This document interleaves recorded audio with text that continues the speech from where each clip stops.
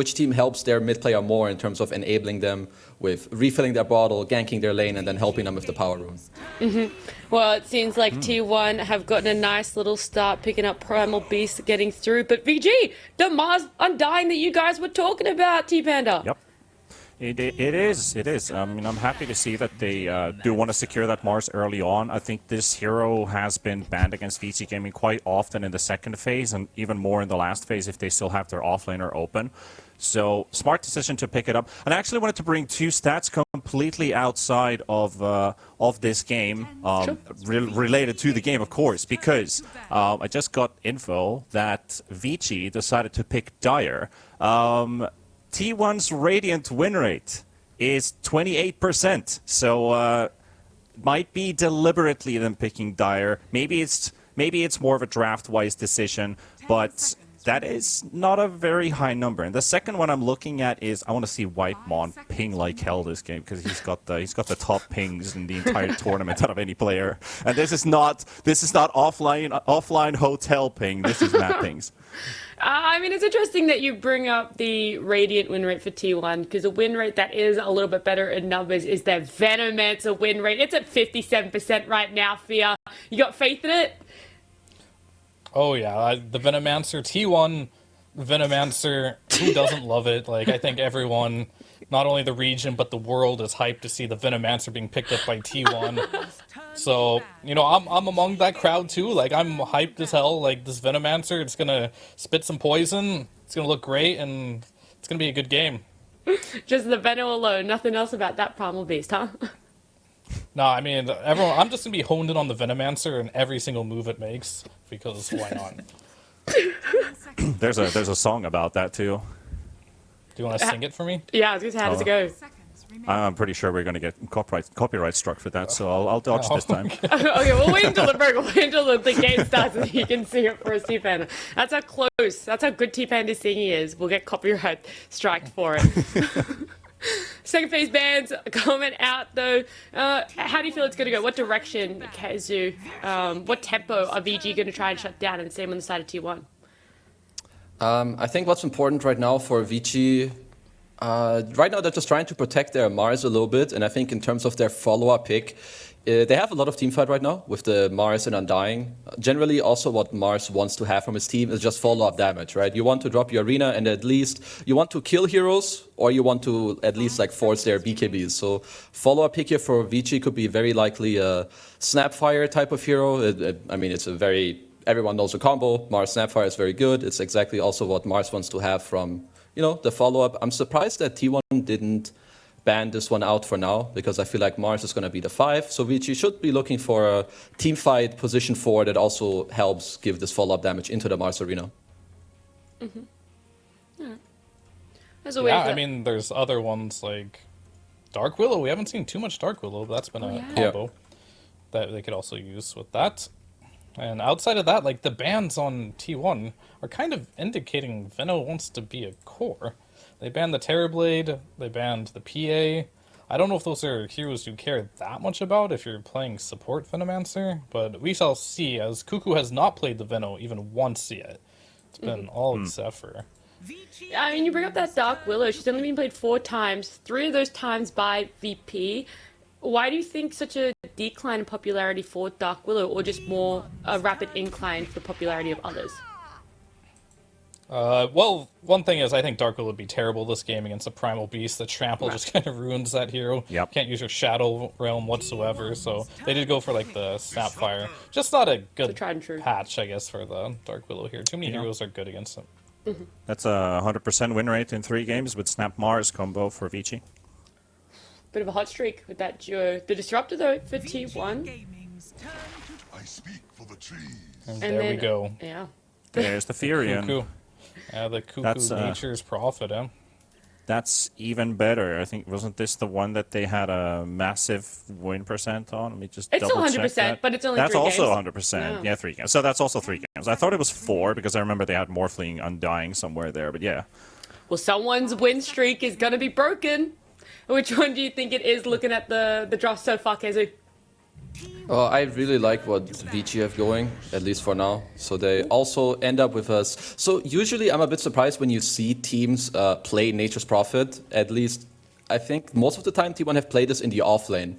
This hero works really well when he's like a counter pick, or you know that you're going to have a really good lane, because what the hero wants to do is you want to do well in your lane and then play fast tempo to like TP to mid. And for now, this T1 draft reminds me a lot of the draft I touched on earlier that VP had, where they had the Pulse 5 Disruptor, mid Primal Beast, and a Nature's Prophet. So even though I prefer the Vici's draft for now, the tempo on T1 is currently really scary. And if they start off well in their lanes and they get the ball rolling, that could be very scary for Team Vici in this game.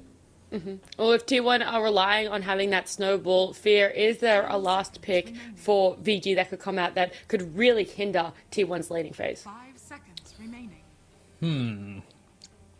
A last pick. Well, they get last pick, right? They get overall Not last, mistaken. Yeah. So I'm going to talk more about... Yeah, a little bit. They'll see one more, because we still don't see Ana's hero yet. And I see that Lesh ban, and I'm looking at their heroes. There's a Mars, there's a CK, there's a Undying. This looks like an Ana PL game. It looks amazing. They banned the Lesh track.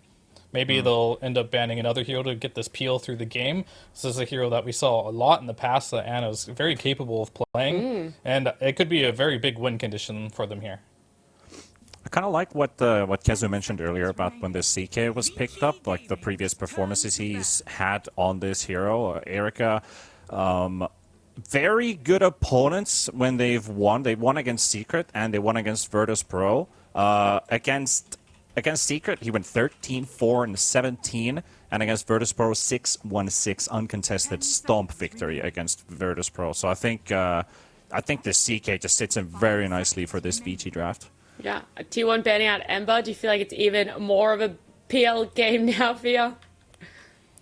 PL, Naga, both look good. Illusions this game look incredibly strong. There goes the PL. Hey. Will they pick the Naga? We haven't seen a ton of success from the Naga. They got the classic combo of Disruptor Naga here. It could be a thing. Outside of that, like, the other options are a little lackluster, I would say. You want something that can kind of deal with the CK. I guess Thompson on this Beast can do it. Yeah, no gyrocopter. Thank you. No, thank you. But like Medusa, something that some people like against the CK as well, could be okay in a game like this. Well, they do have a lot of reserve time. What would you think about Nake's Sphere? Do you think there's any chance they can pick that hero? I mean, it's good in the lane. It can do decently well. Obviously offers nothing against the Chaos Knight. It's really, do they feel confident that Thompson is going to be able to clear those illusions or not, right? Because like the one-to-one matchup Nakes versus CK, it's not great. Like you can't deal with the illusions. So, but it is incredibly good versus the rest of the heroes in this game. The magic community is amazing. The lane will be amazing. So if they want to play off the tempo, I could see that working for sure. Yeah, So I'm wondering if maybe they go Nakes, or if there's a world where you swap the Prophet to carry if you want a new offlane, but I'm having a hard time finding this offlane hero. I feel like their best bet is to pick a new, like, just a hero for Ana. Yeah, I mean, things I'm looking at, like, could be the Nakes, the Jug, Peel's gone. Maybe a Spectre could be in their wheelhouse. A Lone Druid's also good versus the Mars. Naga we talked about. It's kind of the heroes that I'm thinking that could be good. And Slark. So they're confident that they can deal with these. Slark does not deal with illusions very well. It's going to be pretty much all Thompson and maybe some, like, Veno nukes at some point will be able to get it, some NP ultimate, but they don't have the greatest AoE damage right now outside of the Primal Beast. Yeah, that's one of their top 3 last phase picks usually. I was thinking Pudge for a moment, and I was like, nah, I don't think they want to pick Pudge in this game, and since you already got the Primal Beast, you're most likely not going Puck. Apparently Vici are going to go Puck instead. I kind of like this Puck pick in the end. I mean, adds more team fight, kind of controls this Primal Beast as well. We can dodge some of his abilities too with Phase Shift and the Orb and silence him up too, so he can't really grab anyone. There's a lot of nimbleness for Vici's draft, and I don't think this is too easy of a Slark game, like you said. Like, maybe he ends up getting controlled and doesn't necessarily get these good openers for himself, but I've got faith in Vici's draft, and I kind of want to see Ana just prove why he can pull this Slark off. I mean, prior to this draft, we talked about T1 having to set the tempo, having the right lanes for themselves. Kezu, is this shaping up to be one of those games with that draft? Currently having a hard time deciding between the two. I feel like Vici have something good going for them. The Sark last pick is a little strange, but I feel like T1 have a chance in this game where in the mid game they just get 3 BKBs and Vici run out of damage. So I'm gonna side slightly with T1. Okay, and Fear, arbitrary numbers put out there. Who are you favoring? I think I have to go with Vici this game. I think the CK is should have a pretty decent laning stage, and he's just gonna start killing heroes this game. And if he gets out of hand, I think he can just carry this game. All right, both teams appearing to have that potential for the snowball. We're a little bit split here on the panel, but hopefully our casters can be united as we jump into T1 up against VG. It's Danog and Aries. Yeah, thank you very much, Nat. Danog, it's time for the lower bracket quarterfinals. One of these two teams. Danog, it's time. We've got an incredible matchup between these two teams. One of them will be going home here. Vici Gaming up against T1. We heard the panel's thoughts, looking for T1 to play a quick tempo lineup, and for Vici Gaming, this is a squad, a 5-man lineup that has a lot of team fighting.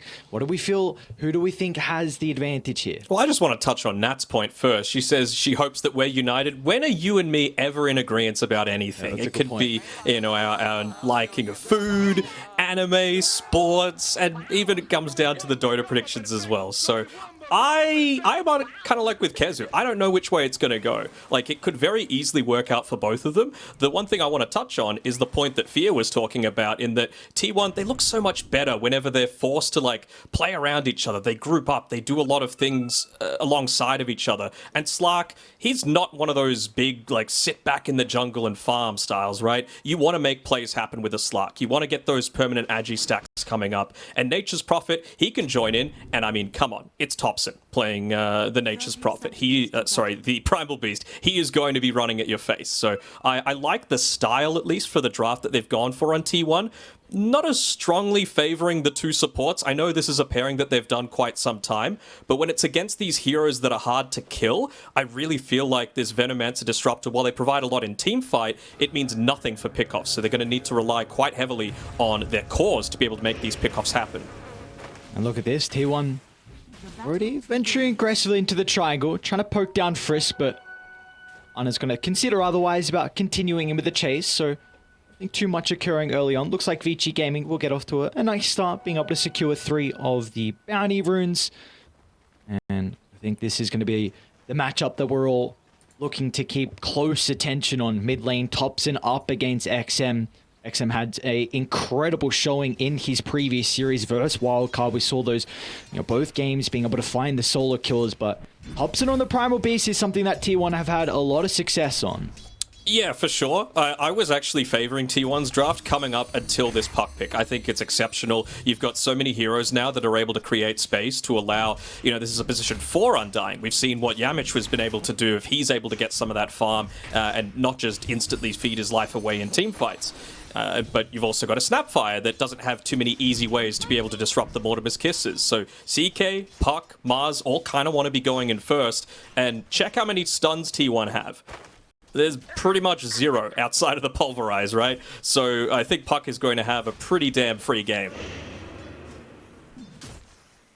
What do we make of the lane swap that we have coming out of T1 at the moment? Zephyr putting himself down bottom here with the Venomancer, and even Vici Gaming have Frisk as well, playing with the Mars. I think it's just all about making sure that Slark doesn't have a good game. You and I were talking privately while the draft was going on, and Slark was actually something that I was predicting for quite some time, because whenever you're going up against these obviously lacking AoE damage heroes, but also ones that don't necessarily, do have a lot of HP, you want things that thrive on being able to hit a lot, and so... Top lane, Cuckoo. Not going to end up going down Whitemon almost. Being able to also trade Yang's life here. Both heroes falling quite low. But I think we could expect to see a lot of Essence Shift stacks come from this Slark, which is going to be a big positive for him. Again, 4 strength heroes, and there's a little bit of lockdown, I suppose, with the pounce coming through from him. The Lifestealer would have been a good one, like Kezu mentioned, just because, again, lane's really good. You bully out the Mars that tends to want to stay in that lane. So I think they had a few options here, but clearly they're just going with a comfort for Ana. And again, this is one of those heroes that gets a little bit more active, and it feels like that's been the directive so far from T1 off the base of Topson ever since he's come in. Just play more active Dota. Whenever they do, they look really good. Yeah, I wonder what the build is going to be coming up from Ana, like when he needs to fit a BKB in, because like we heard the panel mention, this is going to be a really scary game for the Slark. They do have ways to kill him, like Coil into Mortimer Kisses, even the potential of the Spear Breaker as well. Even the Reality Rift. Yeah, exactly. So it's not the easiest time for a Slark just to try and Dark Pact off the Puck Coil. See, it's one of the more trickier matchups to play, especially with all the AoE damage that XM can provide as well. So not going to be too easy of a game for Ana, but we're looking for that quick tempo lineup for T1. In terms of how the lanes are shaping up, it's going really well for the Mars so far. Typically, this would be Slark favored. On bottom lane, Hobson. 3-minute rotation. Oh, it's not going to pay off, though. Now top lane, Cuckoo, he's in some trouble. Scatter Blast with a crit from Erica for good measures, able to secure first blood to Vici Gaming. Although a great start here in their top lane, and this is such a scary lane. A Snapfire with a Chaos Knight, not an easy lane at all for T1 to play into. Yeah, crazy amount of burst damage, and whoever they find with their pickups, again, it's not even just these two that they've got in terms of stuns. Like, I'm scared for the amount of pickoff potential that Vici Gaming have to have. And you are going to be able to make a lot of these rotations for sure on T1, but the issue is if they don't connect on a lot of them in the early game, then it's going to become really, really rough. This is another rotation coming out from Topson. He claimed the bounty rune, and he's also going to look to try and go top with... they do have the lane shoved there. Maybe some treants to tank the tower. They can even aggressively glyph if they want to as well. But if they do not connect on this rotation from Topson, then he's going to continue to fall behind here. Oh, this actually... They just used the level 2 Thunderstrike. Topson. Charge in. That's a lot of damage coming out. 2 points in the trample. Yang's going to be in trouble as well. There we go. That's what they needed. T1 get themselves a double kill, and Topson as well is the one that claims all the gold. Yeah, they needed that first rotation to go well. Like I said, they need these lanes to just explode. And this game, what they really do well with the position 4 Venomancer is they seal off an entire area and make it so that you just can't farm in that area on a lot of these heroes. They actually get the glips back as well. And we saw it happen in that Liquid versus VP series, and it's happening again. Bottom lane, Frisk. He's going to end up going down. BAB attempting the trade, but Ana has even got 1 charges if required, so... T1. That's a big kill onto Frisk, now able to stabilize his bottom lane. They can also get the Tombstone kill as well, so some extra gold given over to the Slark. And BAB's going to be a bit cautious. Doesn't have the Gonna have enough mana for the God's Rebuke, so we'll be able to get the kill onto Zephyr. But Ana is starting to stack up the Essence. Frisk is starting to TP back in. But BAB will be okay. Big wave, though, for Ana to be able to pick up. Oh, Cuckoo, wouldn't we want to be falling up on this top side? What I was saying before is, if you do get that Venomancer and have him able to take a tower, you open up a lot more of the map. You're able to be a little bit greedier with that initial farm, and then Venomancer can start to invade. He can start to place down a lot of those Plague Wards and block off a big area that Vici are actually trying to get in terms of objectives, in terms of farm. And well, it does slow you down so that you're able to understand a little bit better, even without wards, where Vici Gaming are trying to play, and then go for the pickoffs like Topson just did. I mean, he tried to do it bot at 3 minutes, he did it top at 4 minutes, and it worked out really well, but it's got to keep going. Yang is looking very vocal there in the cams. He's having a bit of chuckle. We've always been mentioning when we're casting Vici games, you know, he's cruising in the draft, laying back in the seat. Oh, Cuckoo. Okay, they're still going to be able to get the kill. Abilities back up, and they even give him a tip as well from Yang. So there we go, just the man that we were speaking about, Yang getting involved to help out Erica. That's a lot of gold being going underneath this tower as well. Obviously, Zephyr's going to be there Whitemon's going to be there to soak up the experience, but Disruptor's not really one that you need to be securing all of this. So Cuckoo, he's going to come back, but just a little bit too late there. Big D ward from Frisk. It was a freshly placed Absorb ward from Zephyr. And even BAB is actually going to rotate. Look at the backstab coming through from the Mars. Zephyr's going to try and position himself away from the tree line, but it's just in the woods. It's not easy to do that at all as BAB finds an angle. And back to top lane, Cuckoo again. Just as soon as he steps a little bit too far forward away from the tower, Erica and Yang He's just blocking lock himself. onto the Nature's Prophet. Or try a TP in Whitemon. He should get a return kill onto Yang, but that's another death on Cuckoo's Nature's Prophet. And now meanwhile, mid lane as well, Thompson, he's also in trouble. Vici Gaming making plays after plays across the map. It doesn't matter what lane they are in, they're getting kills out of the early game. Yeah, for sure. Thompson's the biggest one that you need to make sure you're shutting down, though. He's the only one that, again, can be that early frontliner for the team. I was talking about it in terms of the supports. Oh, this would be a big kill, though. Do have a TP coming through here from the Snapfire just to try and turn this one around, and it might be another kill. Up the cell of Zephyr. Nice Iron Branch block. BAB will still be able to cut through. Zephyr in the tree line is going to sneak through, but the creep sees him. They spy him out. The Thompson's arrived. Here comes the Primal Beast. Is going to try and catch up to BAB, and they'll do just that. Slow gold injected into Slark's bank, and it looks like Thompson's even going to catch out Yang in the tree line as well. Another double kill for the Primal Beast. And meanwhile, top lane now. Bottom tower. Gonna glimpse back Erica. Looks like they won't have any more damage follow-up though after the glimpse to be able to bring down the Chaos Knight. And look at XM, he's going to continue to rotate as well. We've already seen what Thompson can do in the early game. Trying to put his own attention to the side lanes, and XM, he wants to get involved as well. Oh man, Cuckoo is really suffering on the net worth, though. Look at how far behind he is relative to most of the other cores there. And I mean, you could just see the main prerogative, XM. He's sticking up here on the top-hand side. They see him underneath the Observer Ward, placed up there on the cliff. So Cuckoo positioning very defensively, helping out with those treants just to make it not completely obvious. Obviously don't want that D ward to go off, especially considering how many times you've died. And oh, that's a nice free kill from Thompson in the mid lane. Just a classic Primal Beast thing, somehow diving under a tier 1 tower mid even when someone else is nearby. Love to see it. Up lane. Erica again. We saw the lack of damage proving to be an issue to bring down the Chaos Knight prior, and it might be the same case as Erica tries to turn it around, but the Sprout will block him in. That is a big kill for tier 1 to find.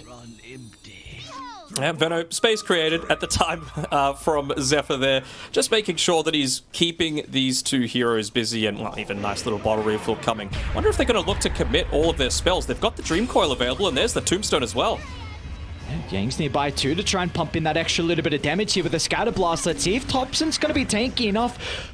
That's not the case. Vici Gaming will shut down the slight streak that the Primal Beast was starting to pick up. Oh, another glimpse back. See you later, buddy. Well, this is... It's pretty big. It opens up the map enormously. You just had multiple heroes rotating towards the mid lane to pick up the kill on Thompson. You just committed a TP on the Chaos Knight. And they're going to get that first little bit of information, although rotation's starting to come through here from Yang. They're going to get that bit of information with the Observer Ward, seeing that he is coming back to the lane. So you know that potentially once this tower goes down, you're free to make a rotation down towards the bottom side. And I wonder if they're going to go for it with Thompson down here with Ana. You could even TP in on Cuckoo if you need it. They've got to be cautious. Cuckoo, they tried to get the kill onto Yang, but it puts the Cuckoo Nature's Prophet into a compromised position once again, as they fooled Erica before, but he's going to get some revenge with that previous glimpse usage. I just got a little bit greedy there. I mean, I really do feel like if Cuckoo just doesn't overextend, he takes the tower and backs off, you're able to TP down towards the bottom side. Not that you needed it to kill the Mars, but that probably would have been a second tier 1 tower. Again, Mars isn't going to buy back this early. You won't have the glyph available, and you also had the CK, who literally could not TP there. So a little bit of an opportunity lost, perhaps, for T1 to really start to open up the map for themselves, especially considering how much Cuckoo likes to farm on that Nature's Prophet.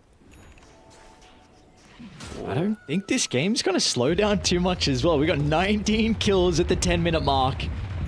We've seen what T1 can do, and we were also mentioning it multiple times. Again, this is a lineup that needs to be very fast-paced. And, well, for Vici Gaming, they also don't have...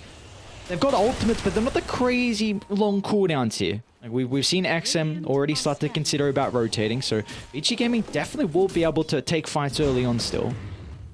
They made sure to give the tome over to Zephyr as well. Once he gets that Poison Nova available against these 4 strength heroes and the puck, especially once he picks up that Blink Dagger, it's going to be so much more effective. Great haste rune picked up by the puck. Ooh, Zephyr. Yeah, well, he's going to pop it just to try and dissuade XM. Static Storm from Weimar. Look at the bait from Zephyr. Beautifully done. They'll try and lay down the ultimates from Vici Gaming, but it's not enough damage to bring down tops. And off the right side, Arna's going to get involved as well. Finds Frisk left alone. So T1, they've got the numbers advantage at the moment. Arna's going to look to wrap around. Even Cuckoo wants to get in the middle of it all. BAB isolated from Yang. Couple of kills going the way of Radiant. Does look like Yang's going to be able to step out. No one to catch up to the snap fire, but Arna, that's really important. They start getting involved, getting some permanent agility. Yeah, for sure. Multiple heroes going down. It would be a very different story if Vici Gaming were, in mid lane, up top, starting to put a little bit of pressure onto the map, but they just weren't. And now, with all these heroes rotating down bot, means that Arna is freed up to take this top side. There's no tower to play with. He's got an Observer Ward to help him out as well, to scout out some of those early ganks. It's really opening up this game for Arna to potentially carry it through for T1. Dire's middle tower is under attack. I was mentioning it before, that Poison Nova is going to be such value. Cancelling the blink when Puck eventually gets it, and the 4 strength heroes with the % damage. This won't be enough. I mean, you've essentially just... will it be enough? Might be enough. Oh my. Glimpse? Can they glimpse him back? Or the Thunderstrike? Yeah, he could bottle between them if he wants. But no Dream Coil's kind of a big deal. The seeds of fortune. How close to the Static Storm is he? Back up. All right. Maybe now they look to emphasize playing around there. Yeah, just look at Tops' positioning. BAB. They see the Nature's Prophet with Yang nearby. That's going to be plenty of damage. Really nicely done. They'll even enable BAB to get the kill. Yang making sure that he uses no spells because the Mars, of course, looking to try and get that early blink as fast as possible. It's a lot of their initiation. Zephyr. This is what I was talking about, though, with the Venomance. Not too many points in the Plague Wards, and he's going to back out after they drop the Tombstone. So that's a pretty big win coming through from T1. It might mean they're a lot more confident in fighting around that mid-tier 1 tower, considering they know there's no Dream Call for a little bit. They know there's no Tombstone, and they feel strong as ever. Yeah, Cuckoo even TPing in there, making sure they get the tower, and it's just going to open up the map even further. Even Arna, he went top. He's pushing into the tier 2 tower. So this is really good from T1. I'm liking how they're playing so far. So with the status quo of the game at the moment, 13 minutes in, it's a very minimal net worth lead for Vici Gaming. Who do you feel like are the big winners at this stage in the game? If not for Cuckoo dying a lot of times, I would say T1 by far. I think that puts a damper on things a little bit, but you've hit some of the timings that you've really been wanting. Arna's got the Diffusal. Yeah, they found the stack. You said the Diffusal Blade before. You've nearly got the BKB. Well, he will have it. This is scary for T1. Yeah. Look at the positioning from Vici. They're wrapping on every single angle here. Are they going to get away from everyone? Whitemon, okay, they'll just get up to the disruptor. XM has to use the coil to cancel the TP. That was looking really scary for T1. With the position that Vici were in, they were almost able to cut off every single escape avenue. Nearly. Close only counts in horseshoes, Lockie, and I know you don't know what the hell that is, but you're just going to have to trust me for this one. All right, I'll trust. But yeah, with that Dream Coil being popped and Disruptor, again, it's super early. It's 14 minutes in for these 26 kills. He's just going to be up right and ready to be able to go very, very shortly. So if T1 have the choice, they might just look to group up around that mid lane, look to get a smoke happening around that BKB timing. And then with this Orchid, I like that itemization coming through from Cuckoo. Yes, it makes him even more of a glass cannon, but you really do need it to provide that lockdown that you're lacking. And it's about to be a really scary timing here. That BKB and Orchid. And Vici Gaming, they've got T1 have a lot of map control. You just send treants into the jungle, you can set up the Plague Wards as well. It's very difficult for Vici to take fights unless they are smoked up. That smoke pops, or if they get a glimpse of the Mars, if he gets caught out with like a Plague Ward, speaking to Zephyr, run up the high ground here, just face-checking Erica's position. Should be an easy kill for them to find. One tries to drop the Static Storm, and that's going to be a whiff, and now it puts him in a position where Vici Gaming can capitalize on the Disruptor. Off on the other side of the map, Arna has found Yang alone. No one else from Vici Gaming starting to move to the Snapfire's location, so it does look like Arna should be able to clean up. Counts up in a couple of seconds. Actually going to be off the mark here. Yang, can he get cute with the Jukes? No, not with Thompson nearby. This onslaught, a bit more difficult to be able to avoid that one. Yeah, for sure. I mean, we've been talking about T1 a lot, though. Let's just have a look at Vici. I mean, a lot of their team fighting rotations have been solid. All of their spells synergize super well together. And it's going to be quite some time until anyone except for Thompson has that BKB available. So heroes like the Puck, like the Mars, like the Snapfire with those Mortimer's Kisses, it's just going to give them incredible value early on. And, I mean, we mentioned before Yamich and how he played his Undying in the position 4. Frisk looks like he's going to go down the similar route, already picking up the Falcon Blade so that he can spam out the Decay as much as possible. He's not a healing type. 0 points in the Soul Rip. It's just all about that teamfight damage. Even going to go into the Phase Boots after this. Yeah, I think one issue we might see for T1 in some of the fights is their way to address the Tombstone. They don't particularly have the greatest heroes to hit her. Like, Cuckoo's not in a position where he can, I think, be in the middle and right-click Tombstones. Like, if he had a good start, maybe that would be a bit different. At least you have the Plague Ward to scout out the high ground and potentially kinetic field usage, but if this Tombstone is placed in a really good position with the coil, with the use of the arena as well, T1 are going to have a really difficult time. Oh, absolutely. And I think that's going to be the key, right? It does open things up a lot more, right, if you just kill the Puck. So I think the timing that they're going to be playing around on T1 is just getting that Orchid onto Cuckoo, because if they can use this vision that they're hoping to try and get because of the towers that they've taken, and they can take out XM, with the Orchid into the damage that they have, because it's pretty decent damage, then suddenly you're not quite as afraid about the Tombstone, because it's only really the arena that needs to be on the mark, and you know, maybe you just slow down BAB before he's able to connect, but the one ray around a lot of these wards is a smoke, allows you to bypass them entirely, and he's got that Blink Dagger as well, I believe, so just really want to get in onto the backlines. BAB, there's the jump. No hesitation with the Poison Nova out as well. Zephyr wanting to try and get some damage just in case there's any follow-up. And, well, thanks to White One, he'll make sure no one else is going to jump inside the arena. So, a couple of ultimates expended. But that was a smoke from Vici Gaming. Yeah, they're kind of being corralled in here on Vici, aren't they? All of them are just playing essentially around that tier 2 tower. And they're making a few pings down here, but they don't have the ability to be able to connect there. Thompson trying to go for a little bit of the interrupt with the haste. I mean, that just makes a Primal Beast even more scary in the early stages of this game. But, I mean, this is what we were wanting to see from the panel, from all the T1 fans. Group up together, play aggressive T1 Dota. It's a big ward here down bottom. Scouts are XM and BAB moving as a unit, so we'll see what T1 are going to do. There is a ward on the high ground that also sees him inside their own jungle, so they will not be able to catch Vici Gaming off guard. Great read, Whitemon. ZD ward. Now they've got full control down here, so it will be a bit more difficult for Vici to look to try and cut the map. Humans are creatures of instinct, right? You just look for those tiny little reactions. Did they change the way that they were positioning themselves in the lane just to make sure they could get the slightly quicker blink off, right? Just based on your movement. And Whitemon, he's one of those players that's better than most at being able to pick that up. So yeah, the instant D-ward happening. Ana, of course, you're a Slark. You're constantly going to be winning that vision battle. You've got the Venomancer of the free short vision wards on the high ground. And of course, the Shadow Dance passive just means that he can carry around a few sentries if he wants to keep a certain area completely blocked off from Vici Gaming. XM don't do it. He's got the BKB, so really not the hero that you want to potentially be going onto here. Again, this really feels like it's T1's timing. But what do you feel like for Vici, though? Can they combat this 19-minute timing that we're going to see come out shortly from T1? Because they want to be the ones now playing aggressive with these items. I mean, they're so close to it, right? Ana, 250 gold away. Jumping again onto Zephyr. This time with the Mortimer Kisses, they'll get the kill. Thompson's going to look to charge in, though. Doesn't have too many heroes nearby. T1 are making multiple plays across the map. Cuckoo and Ana show top, so they've got to be cautious here. T1 need to get out.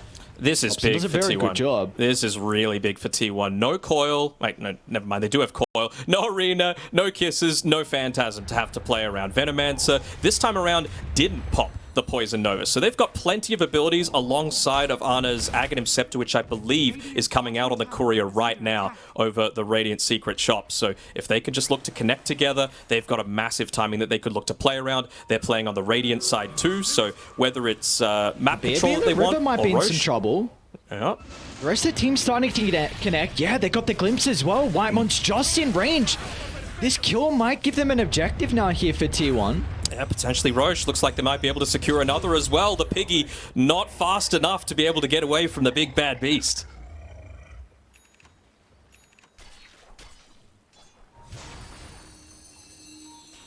I mean, we just compare this style of T1 Dota to what we've seen. I mean, you know, it might be fun to watch a few of those YouTube highlight clips of Topson playing the mid-Oracle or the mid-Enchantress, but it clearly didn't work in these last chance qualifiers. They got absolutely stomped in those ones. But when they play this aggressive style of Dota, you know, the tiny mid, the primal beast, you know, even the Morphling, it really just does seem to fit their playstyle so much more.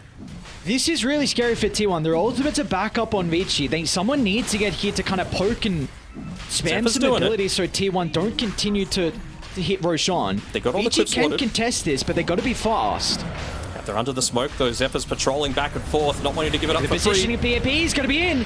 Arena's out, but Aegis has been claimed. Ana's going to pick up the second life and look to pounce to retreat. As T1, they're happy with getting Roshan. They just need to cut their losses, and it looks like, unfortunately, Cuckoo with a sacrificial lamb. Generally okay with it. Again, they had to pop a fair few ultimates to make that happen. No Poison Nova being used, but you don't have to deal with a Tombstone. You don't need to deal with Flesh Golem, Arena, Phantasm, all being used, and you still claim that Aegis. Hobson Close. charges in. Eric even pops a BKB. Zana's going to continue to try and defend the tower. Spear is out. But it looks like Vici Gaming, they're just going to leave Frisk. Everyone says peace, and well, the Undying doesn't have this capability to retreat with ease. So they'll keep their T1 tower. Topson even gets a nice little rune as well. Yeah, Frisk is a bit of a voice line and a chat wheel spammer, so it's a little disappointed that he didn't return Topson's high five there as he was about to die, but clearly this series means so much for Vici, with it being an elimination series. As we look at that replay, it's a really good placement of the arena as well, just trying to seal off Topson and Ana from the rest of the team, but Ana, just with that Aghanim Scepter, he's able to get straight out of danger very easily. And again, it's only a couple of heroes that you're giving up, but it's for a big investment from Vici. That is a really big Corey snipe from Topson. He just got the, I think it was the completed Yule Scepter on XM. Yep. So they have 2 minutes now where they can kill this puck, and we're going to see Cuckoo try, but we're keeping out here. But yeah, Orchid going to give them insane value for now. You've still got 3.5 minutes on the Aegis. I believe Ana went and purchased the Zephyr. Might still be Close to the okay. tower. Yeah, Glimmer Cape, he's chilling. All right. Arena again, BAB. He's got a little soft spot here for Mr. Zephyr. Seems like all the arenas have been used like that. Topson, early use of the BKB. They're going to be able to glimpse back Erica, though. Beautifully done from Whitemon. Finds a carry of Vici Gaming. And now Frisk is in trouble as well. As the pounce connects, the Cookie's going to get no distance away for the Undying. And Ana's got another pounce to catch up as well. You know, there's moments on T1 where you get little glimpses of what made the OG squad of 2018, 2019 so successful. Just that one more mentality, right? Where they're able to connect through onto the next stage of the team fight and really break the ranks of their enemy team. And that's exactly what they did just then. Not satisfied enough just to get to the person that's closest. They use glimpse onto the person that was slightly further back, bring them back into the ultimate while they don't have that spell immunity. And then Ana, just with that super long pounce, able to connect onto one more. So 2 plus an objective suddenly turns a 2k net worth lead straight into 6. Now, what do we need to see out of Vici Gaming? Because T1 still have this Aegis for another 2 minutes, so they can continue to get map control. Do we feel like Vici just need to split up the map, or can they take a team fight into the Aegis advantage? I think you just got to give up this tier 2 top. I think you got to try and split up the map, see if you can get to that next timing. Puck really needs the Yule Scepter. Lane Topson, again, they're onto Erica. Who kept the BKB off for the last second. The right clicks need to come out. Ana's going to attempt to find them, but again, he won't be able to keep up at the moment. Pounce is up in a couple of seconds. Ana's going to look to go for Yang instead. Off of the left side, we do see Whitemon go down. It's a pretty decent retreat out of Vici Gaming. If all they lose is Frisk, they're pretty happy with that. That's real good. They were able to get a free kill as well. I mean, a 1-for-1 trade. You're going to be incredibly happy with that on Vici Gaming's side. And, well, they might be looking to try and get a bit of a return play here, but Cuckoo, he's even playing fearless. Doesn't look like they'll be able to connect in time. Is under attack. Thompson giving a lot of respect through, though. He's going into the plate mail next, realizing that, look, I'm going up against this this Chaos Knight. He's starting to hit pretty damn hard, even though we've been able to slow down that game a little bit on Erica. Into that Shivas as well is going to provide a lot of assistance against some of that lifesteal coming through against... Does he have any points in the Soul Rip just yet on the Undying? He's... can't be a complete Giga Chat yet. Just the 1 point. I think that's valid enough. You got to protect the Tombstone a little. Misses out on the spear. Dark Pack's already been used. They actually might be able to blow him up the first life. Vici Gaming, they're going to try and set themselves up as well. They got the Tombstone layered down. They're forced to retreat, though, as all of Tier 1 show up, as Cuckoo's even got a TP into the middle. They've addressed the Tombstone issue. Ana's going to be cautious, though, still playing with the Shadow Dance. He even has the Aghanim Shard to utilize as well, but Ana, he's caught out inside the corner. The AoE damage, it's not coming through fast enough as Ana will survive, and now Thompson's into the middle. The Pulverize to bring down one, they'll turn to Frisk, and they'll even catch out XM. As a beautifully timed pounce from Ana is not enough, XM just is able to jaunt away.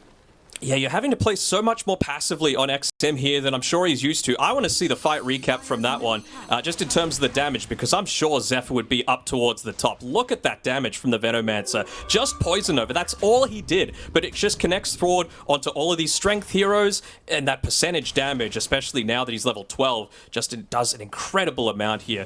I liked this. They didn't look to commit too heavily. They knew he had 40 seconds left on the Aegis. Good Eul Scepter use by XM, but it means that he can't continue to play aggressively. And then Ana realizing the fact that, look, I've got the Dark Shroud, I've got the Shadow Dance, I'm able to play this aggressive style. They nearly get picked off, but he's able to retreat back fast XM enough. Mid-lane. Oh, yeah. Very close. Instead, Cuckoo's actually going to tip into the triangle. He's on top of Mr. Snapfire out of the tower. Did you feel like there's a position where they can fight, but with Erica not able to find the Chaos Ball? Don't get much usage out of the Phantasm at the moment. They're just slowly losing more and more of their map. Might feel like this Dire Ancients area is the last safe place for them to be on Vici. So normally you would go and look to try and take the tier 2 top, and looks like that's what Cuckoos might be looking to prioritize. But Roshan's not going to be up for 2 or 3 minutes, so if T1 are able to get that tier 2 bottom in the meantime, that's going to be a big win coming through from them.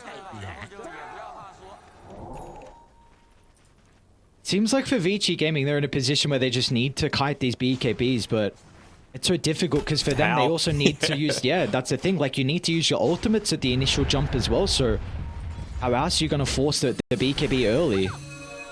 Again, they have these big teamfight synergies to be able to take a 5-on-5, but it's just a question of can they get them out when the BKBs aren't there? And you've also just got a Slark with Aghanim Scepter, double pounce. You've got a Nature's Prophet that can TP wherever the hell he wants. You've got a Primal Beast who's just picked up an Arcane Rune with that Onslaught. So they're just so mobile right now on T1. And really, with what they're able to do with Zephyr and Whitemon, they might be lacking in stuns, but in terms of what they provide in area control and pickoff, it's pretty damn good. And I think Vici with their lineup as well, they were probably expecting this Chaos Knight. Hold that thought, Thompson. Okay. Not going to commit with the charge on XM. Let's creeps instead. Yeah, I'm sure he just had a quick glance over at the minimap, just see, all right, where is everyone? At the moment, Erica was showing on the bottom-hand side for T1, but he's not going to risk running into 4.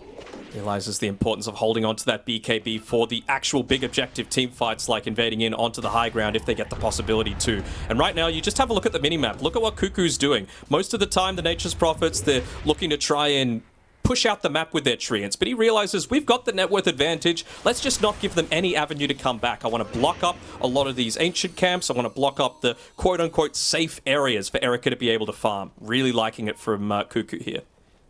How do Vici ever start a fight when they have no vision? Like this early gem pickup and you're going to a Slark as well. They're going to try and attempt. They still have the ward up. T1 missed this by the triangle. Ana's got the BKB. It's got to be quick. BAB gets the initial stun. It needs to be perfect for follow-up, but it's not. Ana's got an opportunity to play around with the ultimate. Now T1, they've shown up instantly. Onto Frisk they go. But can they get more out of this towards the southern yes, side? they can. Erica, he's isolated. The rest of the team wanted to back up, but Erica wants to go in. Now Vici Gaming going to be able to follow up as well, but the BKBs are soon to expire. Zephyr's about They're to ult. controlling the Chaos Knight for the moment, and as soon as they bring it back down after the Eula Scepter, Ana can get all the right clicks out. They'll They drag call back one of the G's and drop. Vici don't have an answer as T1 find game 1 in the lower bracket quarterfinals. Woohoo! That is the T1 Dota that I want to see. Get aggressive, get out on the map, prevent the enemy team from doing the big objectives that they want. Don't allow them to farm. And Vici, they just looked completely confused by this. This is night and day between the T1 that we saw in these past couple of series that they've been playing. I wonder if questions have to be spoken about now with how you deal with this primal beast, because they let it through. I mean, I see there's a lot that you have to ban out as well, but with what Topson can do early on for